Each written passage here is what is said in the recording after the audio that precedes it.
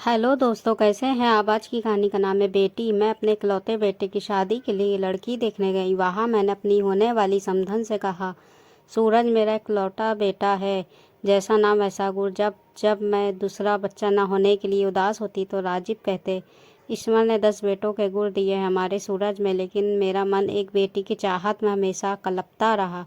सोचती थी बहू को ही बेटी का प्यार दूंगी। अपनी बहू की जो छवि मैंने सोची थी, अनीता उसके बिल्कुल विपरीत थी। उसकी माँ ने ही हंसते हुए कहा, अपने नाम के बिल्कुल उलट है अनीता। उसे देखकर मैंने सोचा, ये लड़कों की तरह पहनावा, हंसना बोलना, अक्खड़पना भरा हुआ, जाने सूरज को क्या दिखा इसमें। जीन्स और टी शर्ट में आकर उसने हेलो आंटी कहा। मैंने भी जवाब में हेलो ही कहा। तभी उसकी माँ बोली, आंटी के पैर छुआ बेटा। उसको असहज होते देखकर मैंने कह दिया, रहने दो बेटा, उसकी कोई ज़रूरत नहीं है। बातों से एकदम बिंदास, खिलखिलाकर हंसने वाली, अपनी माँ से हर बात पर तर्क वितर्क करती अनीता मेरे बेटे सूरज की पसंद ही नहीं, प्यार भी थी। शादी की रस्मों के बाद अनीता हमारे घर आ गई और सूरज अनीता अपना हनीमून मनाकर वापस भी आ गए। अगले दिन से दोनों को ऑफिस जाना था। सुबह की नींद मुझे बहुत प्यारी थी। सोचती थी बहू आ जाएगी तो उसके हाथों की चाय पीकर अपनी सुबह की शुरुआत करूंगी, लेकिन अनीता को देखकर मैंने अपना ये सपना भुला दिया और सुबह 6 बजे का अलार्म लगाकर सो गई। पूजा की घंटियां सुनकर सुबह मेरी नींद खुली। अभी 6 भी नहीं बजे थे। बाहर निकलकर देखा अनीता आरती की थाली लिए पूरे घर में घूम रही थी। मुझे लगा मैं सपना देख रही हूँ। तब तक कि वो पास आकर बोली, मम्मी प्रसाद लीजिए। फ्रेश होकर बाथरूम से निकली तो मैडम चाय के 2 कप लिए हाजिर थी। चाय पीने के बाद बोली, मम्मी मुझे नाश्ते में बस सैंडविच और चीला बनाना ही आता है, आप लोग नाश्ते में क्या खाते हो। पीछे से सूरज आकर बोला, जो भी तुम बनाओ हम वही खाएंगे। सूरज ने मेरा हैरान चेहरा देखकर पूछा, क्या हुआ माँ, चाय पसंद नहीं आई। नहीं रे, इतनी अच्छी चाय तो खुद मैंने ही नहीं बनाई कभी। फिर मैंने अनीता से कहा, तुम्हें ऑफिस जाना है बेटा, तैयार हो जाओ, अभी मेड आ रही होगी, मैं उसके साथ मिलकर नाश्ता बना लूँगी। अरे नहीं मम्मा, नाश्ता तो मैं ही बनाऊँगी, फिर तो मैं पूरा दिन ऑफिस में रहूँगी तो घर पर सब आपको ही देखना पड़ेगा। अनीता कभी कोई मौका नहीं देती थी कमी निकालने का। साड़ी बहुत कम पहनती है वो, हर रोज़ हमारे पैर भी नहीं छूती। उसकी आवाज़ भी धीमी नहीं है, उसे घर के काम भी नहीं आते।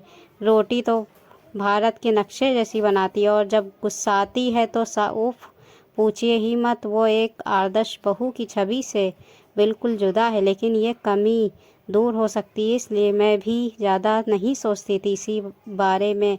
इसी तरह हंसी खुशी दिन बीतने लगे, पर खुशियों को कभी कभी नज़र लग जाती है। सब कुछ बहुत अच्छा चल रहा था कि राजीव को हार्ट अटैक की आ गया। मैं उन्हें आईसीयू के बाहर से देख घंटों रोती रहती। उस समय मेरी अनीता ने मुझे सास से बेटी बना दिया। मुझे अपनी बाहों में भर कर चुप कराती, ज़बरदस्ती अपने हाथों से खाना खिलाती, हर वक्त यही कहती, पापा बिल्कुल ठीक हो जाएंगे। हॉस्पिटल के बिल, दवाइयों का खर्चा इस तरह से देती जैसे उसके अपने पापा का इलाज हो रहा हो। सूरज में और मेरे सामने मजबूत चट्टान बनी मेरी अनीता वास्तव में बहुत कोमल थी। घर आने पर राजीव का ख्याल हम दोनों से ज़्यादा रखती। अपनी नई नवेली शादी के बावजूद देर रात तक हमारे साथ बैठी रहती।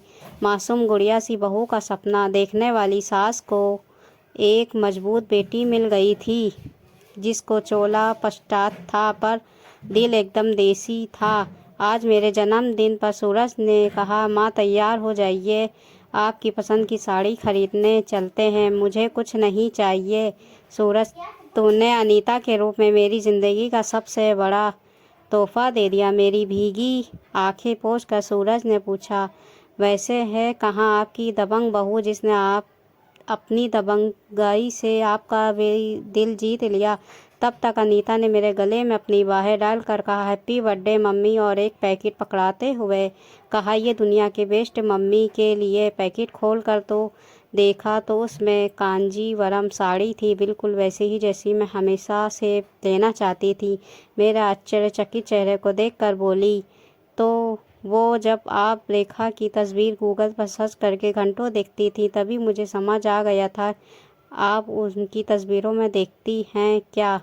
आप अपनी जोरदार हंसी के साथ उसने फिर से मुझे गले लगा लिया। खुशी में बहते मेरे आंसू को पोंछ कर उसने कहा, एक माँ के दिल की बात एक बेटी तो समझ ही जाती है ना। मम्मी ही मेरी अनीता बेटी है। मैंने प्यार से उसे गला लगाते हुए कहा। राजीव जी भी बोले, आदर्शों नियमों पर पड़ गई भारी, सबसे प्यारी बहू हमारी, और हम सब खिलखिला कर हंस पड़े।